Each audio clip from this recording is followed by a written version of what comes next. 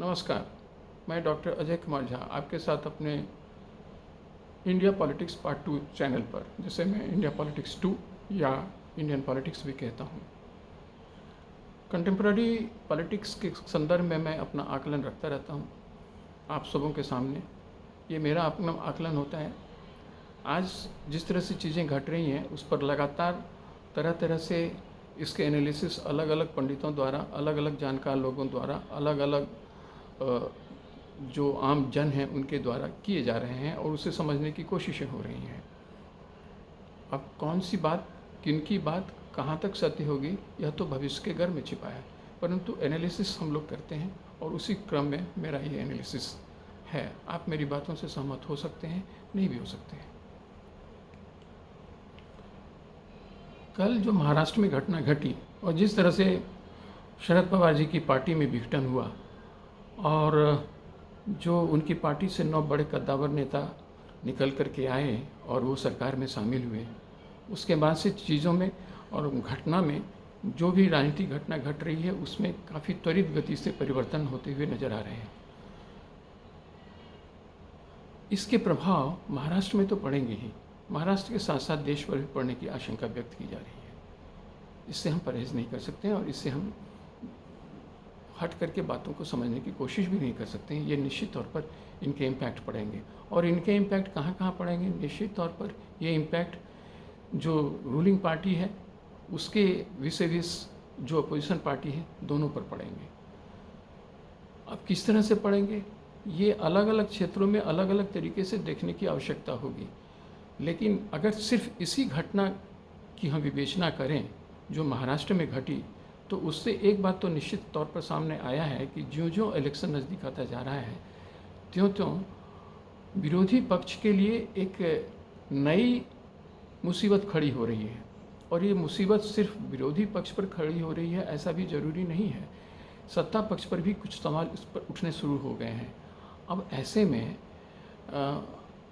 एक ब्रॉडर अगर किसी नतीजे पर हम पहुंचना चाहें तो हमें क्या दिखता है।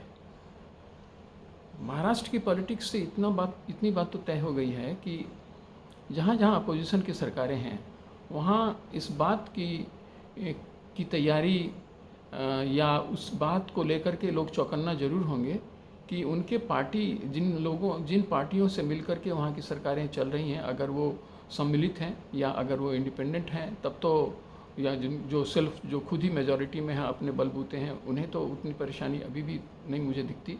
परंतु जहाँ जहाँ इस तरह की सरकारें हैं, जहाँ कई दलों का संगठन मिलकर के एक संगठन बना है और उससे सरकार चल रही है, तो वहाँ कई तरह की शंकाएं व्यक्त की जाने लगी हैं और कई तरह की संभावनाओं पर भी लोग सोचने लगे हैं कि कहीं ऐसा तो नहीं होगा कि अपोजिशन पार्टीज़ की जहां ऐसी सरकारें हैं, मिली जुली सरकारें हैं, वहां भी कुछ ऐसे ही घटक दल या तो टूट जाएं या पूरे के पूरे बाहर निकल जाएं और वैसे में फिर क्या, और वो बाहर निकल करके वो भाजपा के संगठन में शामिल हो जाएं।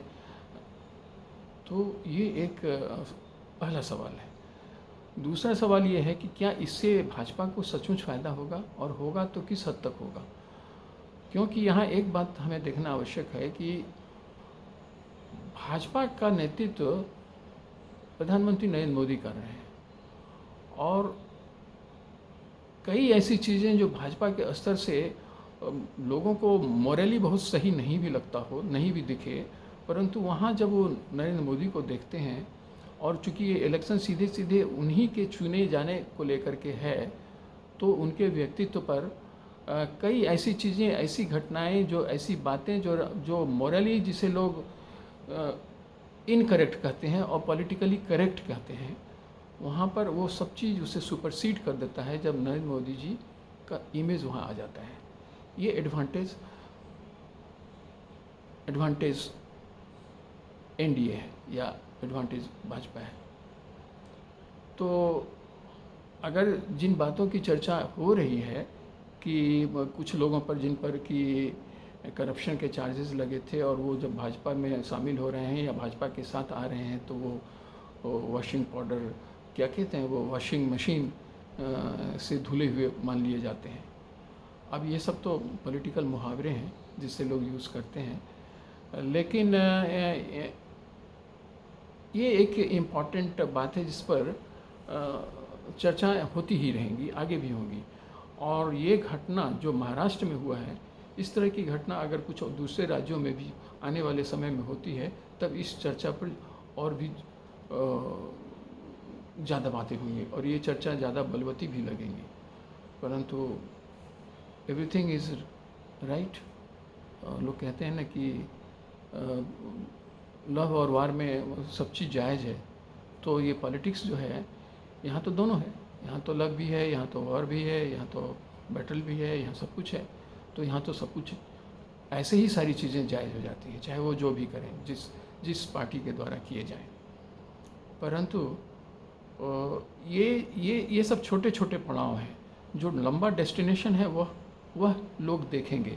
भारत की जनता इतनी सक्षम जरूर हो गई है कि वो आगे इस बात को जरूर निर्णय में रखेगी वोट देते समय कि ये सब घटनाएं अपने अपने स्तर पर समय समय पर जहाँ जहाँ भी हो रही हैं, क्या इन वजहों से भाजपा को वोट न दें या अपोजिशन पार्टियों को वोट न दें। चूँकि चार्जेस अपोजिशन पार्टीज़ पर करप्शन को लेकर के लग रहे हैं और भाजपा पर, और भाजपा जो नित हैं, भाजपा लेड गवर्नमेंट जो हैं जहाँ जहाँ, उस पर चार्ज ये लग रहा है कि वहाँ सरकारों को तोड़ा जा रहा है।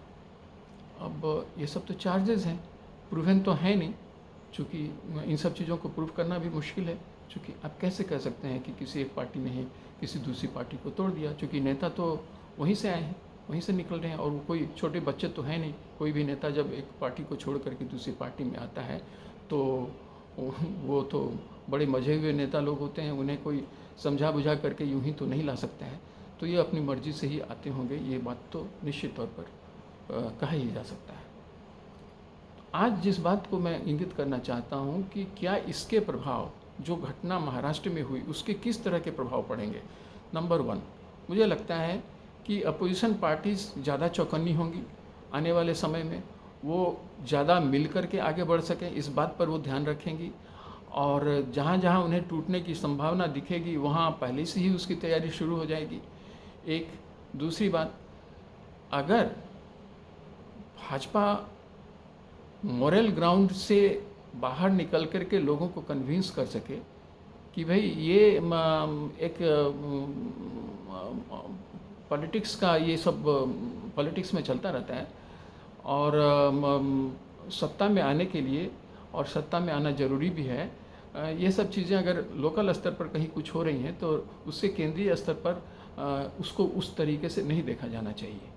अब इससे जनता कितना कन्विंस होती है आने वाले समय में दिखेगा। परंतु जहाँ तक मेरा अपना असेसमेंट और मेरा मानना है कि ज़्यादातर लोग फ्रिंज सीटर्स कम ही होते हैं, फ्रिंज सीटर्स कम होते हैं।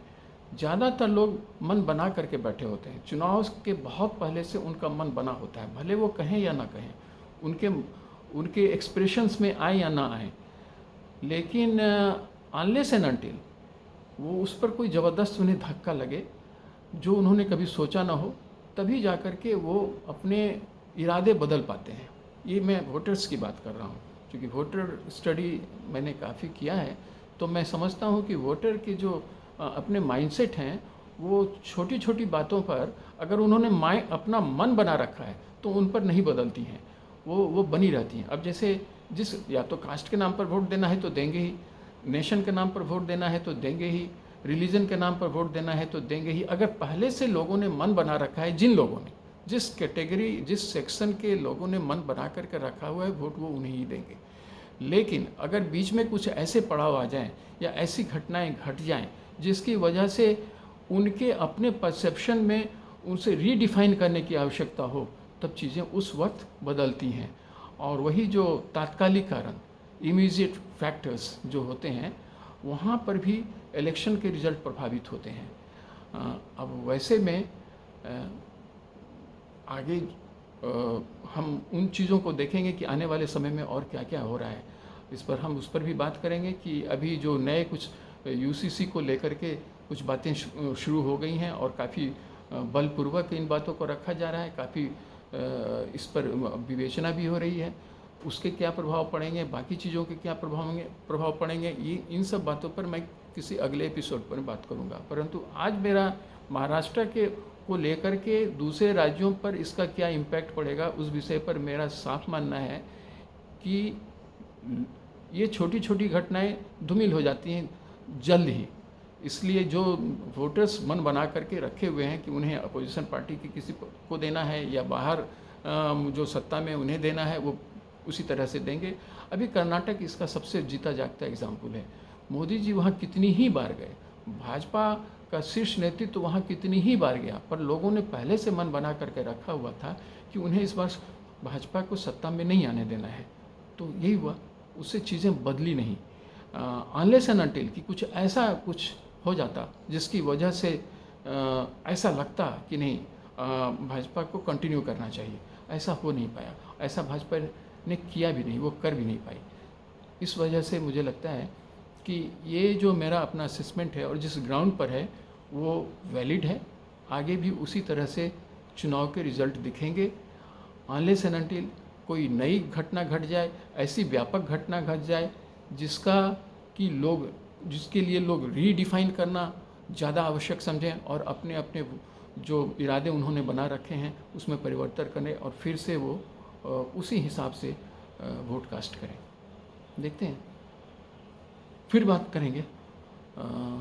Please subscribe my channel if you like, share it, and before sharing it please also like it and push the bell button if you again like it. Thank you. Jai Hind.